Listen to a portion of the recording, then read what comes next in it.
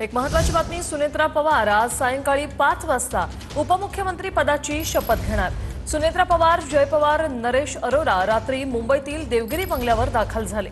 विधान भवनात दुपारी 2 वाजता राष्ट्रवादीच्या आमदारांची बैठक होणार आहे आणि या बैठकीत सुनेत्रा पवारांची विधिमंडळ गटनेतेपदी निवड होईल। गटनेतेपदी निवड झाल्यानंतर राज्यपालांना पत्र पाठवलं जाणार।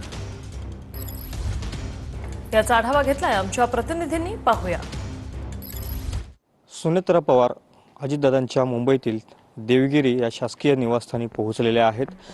आज अगदी थोड्या वेळापूर्वी मध्यरात्री 3:15 वाजता त्यांचं देवगिरी येथील बंगल्यावर आगमन झालेलं आहे। सुनेत्रा वहिनी पवार या उपमुख्यमंत्री पदाची आज सायंकाळी 5 वाजता शपथ घेतील असं म्हटलं जात आहे। आज दुपारी 2 वाजता आपण जर बघितलं तर राष्ट्रवादी नेत्यांची बैठक होणार आहे। यात सगळे आमदार देखील असतील आणि या बैठकीत सुनेत्रा वहिनींची गटनेतेपदी निवड होईल। त्यानंतर सायंकाळी 5 वाजता लोकभवन येथे सुनेत्रा पवार यांचा उपमुख्यमंत्री पदाचा शपथविधी सोहळा पार पडेल असं देखील माहिती मिळत आहे। कॅमेरामन प्रणित कापसेसह कौस्तुभ खातू, TV9 मराठी, मुंबई।